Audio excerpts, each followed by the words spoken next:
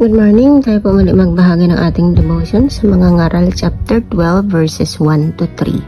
Sabi dito, alalahanin mo ang lumikha sa iyo habang ikaw ay bata pa at bago dumating ang panahon ng kahirapan at masabi mong hindi ako masaya sa aking buhay. Alalahanin mo siya bago dumilim ang araw, ang buwan at ang mga bituin na parang natatakpan ng makapal na ulap. Darating ang araw na manginginig ang iyong mga bisig at manghihina ang iyong mga tuhod. Hindi ka na makakanguyang mabuti dahil iilan na lang ang iyong ngipin at lalabo ng tuluyan ang iyong paningin. Purihin ng Diyos sa pagkakabasa ng kanyang mga salita.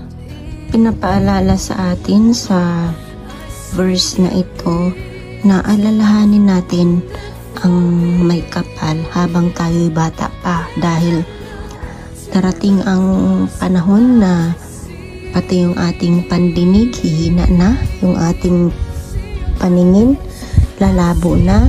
Dinidescribe dito na ang ating katawan ay magdi-decline na din siya.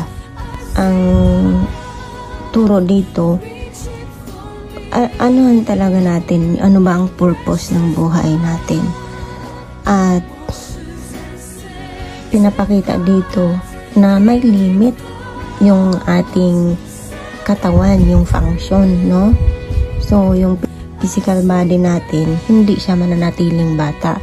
Habang bata pa, dapat sikapin natin ito na mabuo yung relasyon natin sa Panginoon. I-prioritize natin yun habang tayo bata pa, para gabayan niya yung ating paglaki. So, tayo ay mga magulang na din, may mga anak. Dapat ituro natin ito sa ating mga anak, yung kahalagahan ng pagsamba, pagkilala, at pagpapasalamat na mag-glorify ang Panginoon at una siya sa ating buhay bago ang iba pang bagay.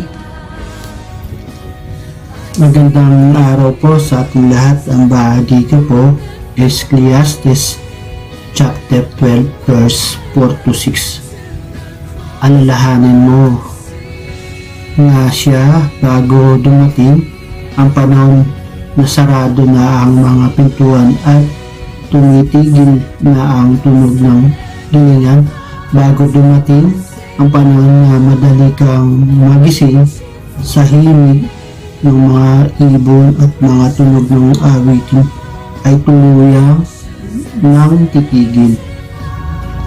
Alalahanin mo siya bago dumating ang panahon kakatakutan mo umakyat sa mataas na lugar, bago dumating ang panahon di ka na makakalakad na mag-isa, bago pumuti ang iyong buhok at lilipas ng pagnanasa sumiping sa minamahal.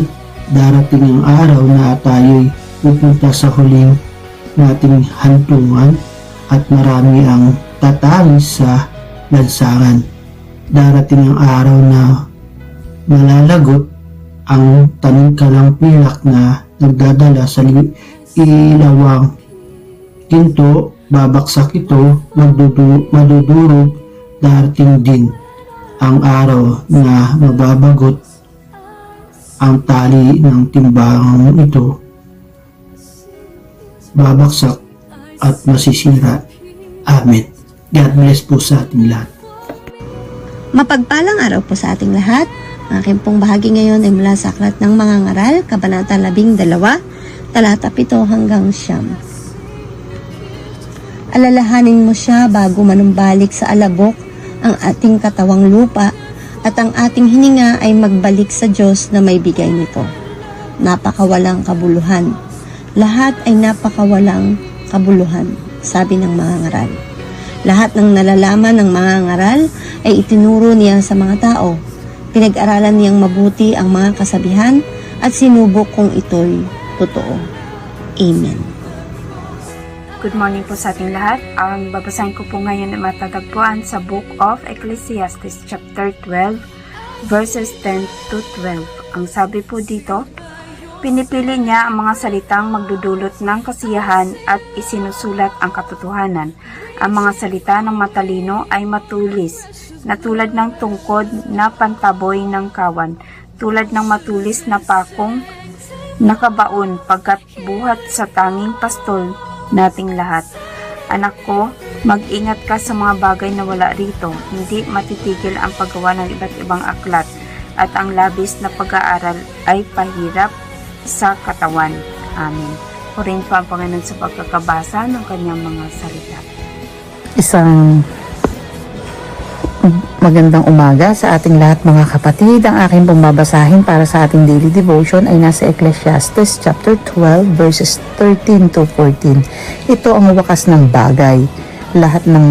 Lahat ay narinig, ikaw ay matakot sa Diyos at sundin mo ang kanyang mga utos sapagkat ito ang buong katungkulan ng tao. Sapagkat dadalhin ng Diyos ang bawat gawa sa kahatulan, pati ng bawat kubling bagay, maging ito'y mabuti o maging ito'y masama. Amen. Purihin ang ating Panginoon sa pagkabasa ng kanyang mga salita.